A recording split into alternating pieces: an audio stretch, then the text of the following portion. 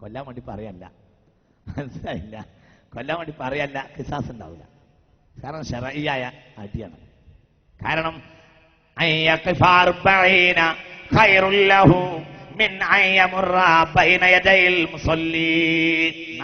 ദിവസം ഇങ്ങനെ നിൽക്കുന്നതാണ് ഒരാൾക്ക് നിസ്കാരന്റെ മുന്നിലൂടെ നടക്കലിനേക്കാൾ ഖൈർ എന്ന് ഖാല റസൂലുള്ളാഹി.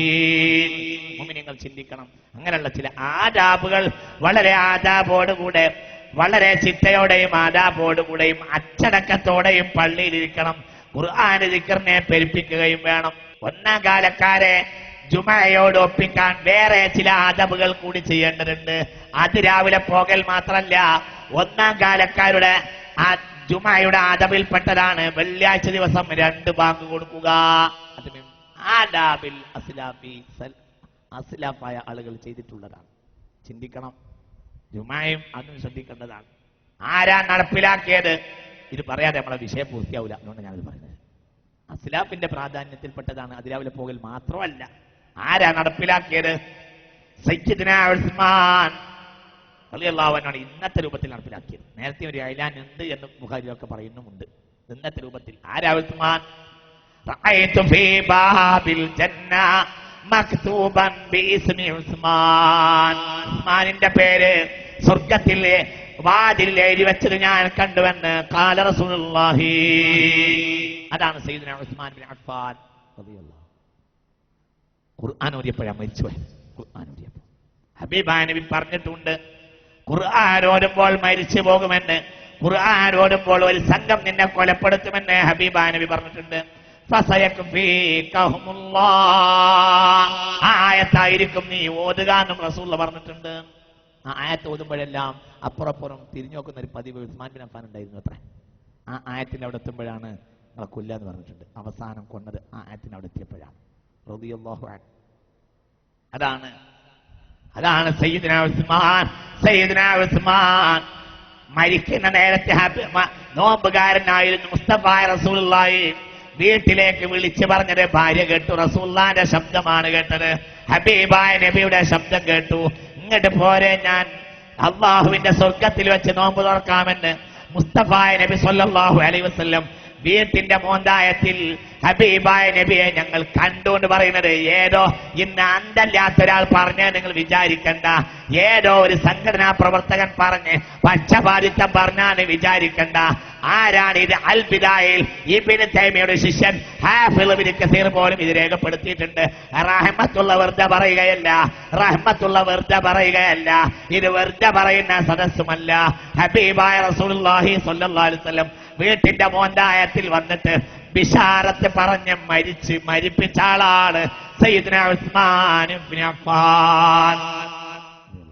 ഉസ്മാൻ ഇബ്നു അഫ്ഫാനാണ് 2ാം പങ്ക് നടപ്പിലാക്കിയത്. അത് മിൻ ആദാബിൽ മസാജിദാണ്.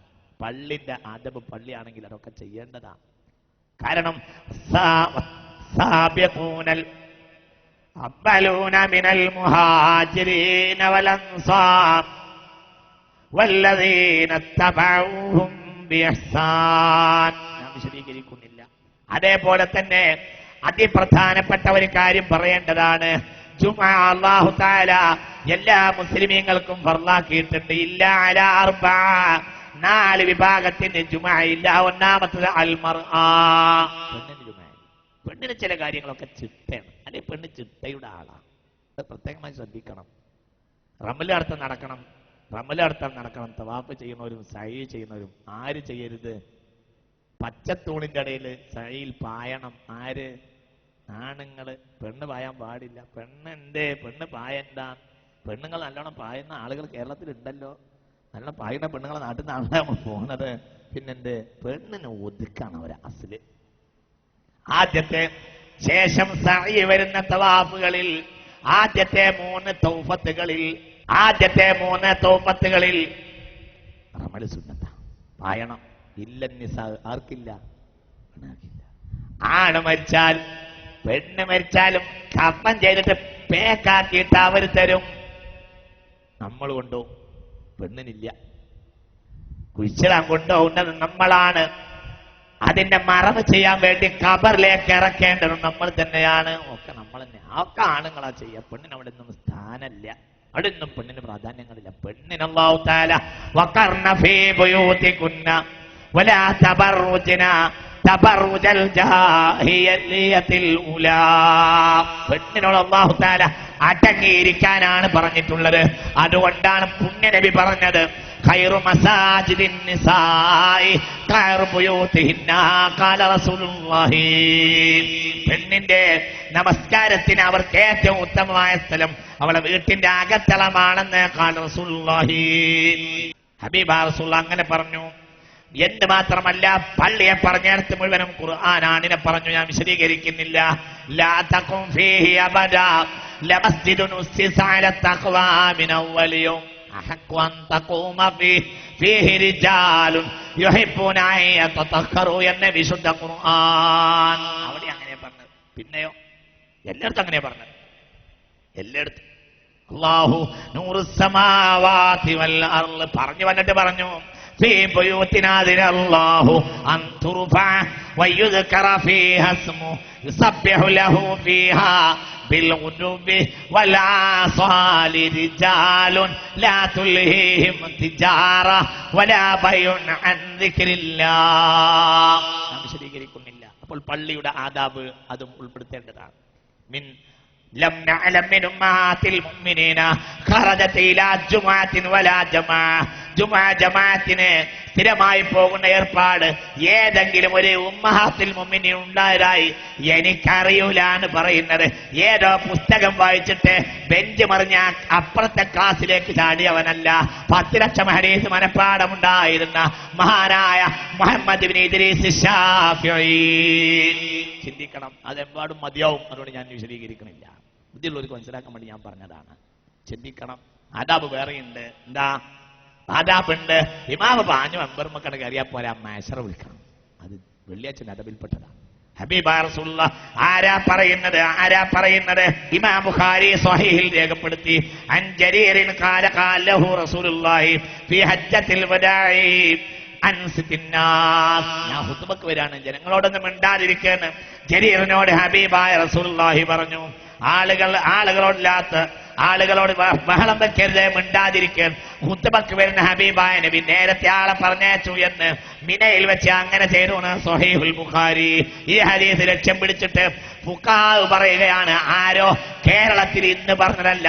ഹാഫിൾ ബഹുമാനപ്പെട്ട ഇബ്നു ഹജർ തങ്ങൾ ലോക പ്രശസ്ത ഫിഖ്ഹി ഗ്രന്ഥമായ തുഹ്ഫയിൽ പറയുകയാണ്, യുസ്തദല്ലു ലിദാലിക അയ്ളൻ ബി അന്നഹു സ്വല്ലല്ലാഹു അലൈഹി വസല്ലം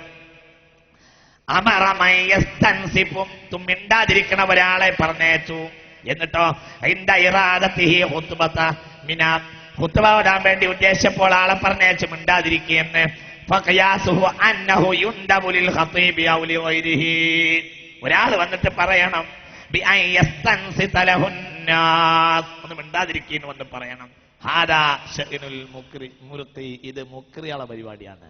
മനസ്സിലായില്ല? ഇത് ചെയ്യേണ്ട ആള് ഇത് മുക്രി. മനസ്സിലാവണം നിങ്ങൾക്ക്. ഇത് ചെയ്യേണ്ടത് ആരാണ്? ഇത് ചെയ്യുന്നത്?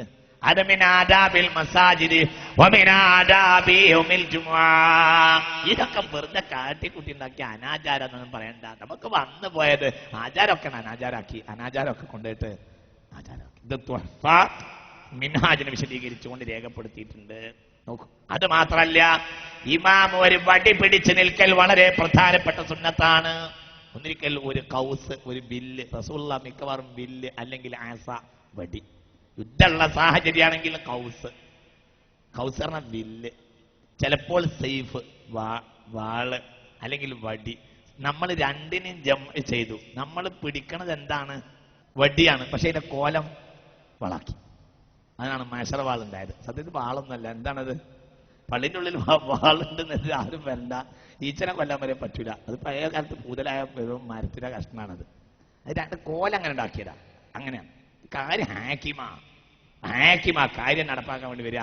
അല്ലാതെ എല്ലാവരോടും കൂടെ തമാശ പറയാൻ വേണ്ടി വന്ന ആളൊന്നും അല്ല. റഹ്മത്തുൽ ലിൽ ആലമീൻ.